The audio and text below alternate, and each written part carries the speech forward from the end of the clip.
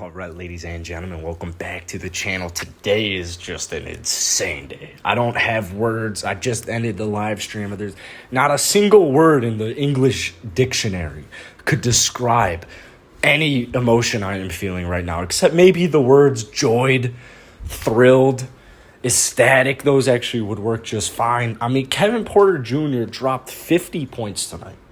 He went 55-11. He had extremely efficient shooting, 16 for 26 from the field, 9 of 15 from deep. He actually had 5 fouls, so, that's something I was kind of getting worried about, but 50 points. And he could have had 51 if he made that free throw there at the end, but I think he had 17 points in the fourth quarter. I mean, this kid is special, man, and words honestly can't even describe him. We got this man literally for a 7th grade player. That's how protected the pick was. And it was, to just add insult to injury, I mean, like a top 55 protected, who had any idea that existed? A top 55 protected pick?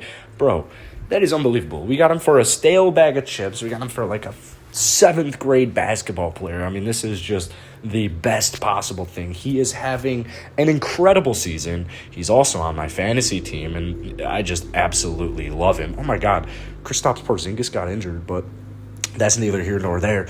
Kevin Porter Jr., 50 points. Dude just got fined $50,000 for breaking COVID protocols. And I gotta say, it's kind of ironic, and it's actually amazing. I mean, he got fined $50,000, and he dropped 50 points. Obviously, this is just a coincidence. I mean, he even missed the first free throw, not the second free throw. It's not like he was breaking it on purpose. He saw he had 50, and he was like, nah, F the NBA. I'm going to make a statement here. I'm going to deliberately drop 50 and airball this. He missed the first free throw. I mean, he just coincidentally dropped 50 points after getting fined $50,000. On the season, he's averaging 15 points, 4 rebounds, 6 assists. It's beautiful. It is absolutely beautiful. I mean, any Houston Rocket fan would agree with you.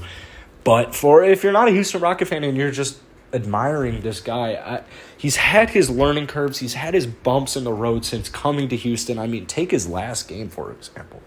35 minutes in a loss to Minnesota. Not a great team. Not a great defensive team. A horrible defensive team. He didn't make his first bucket until 4 or 5 minutes left in the fourth quarter. He finished 10-4-5, which you could argue is still a very solid line for... I mean, if you watched the game and you said this dude dropped 10-4-5, that's solid because it was a horrible game. He had 5 turnovers. He had 5 turnovers tonight. He's been sloppy in the season, but he's 20 years old. You got to give him the benefit of the doubt. He's averaging 3.5 turnovers, but this is his second year in the NBA. I mean, this is just what happens. These are the things that happen. So the jump last year to this year has been amazing, and I think a lot of Cavs fans are even just upset. I don't even think I would know a Cavs fan if I had to think really hard. It's actually crazy about Cavs. I actually don't think I know any Cavs fans since LeBron left. That's crazy. Oh my God.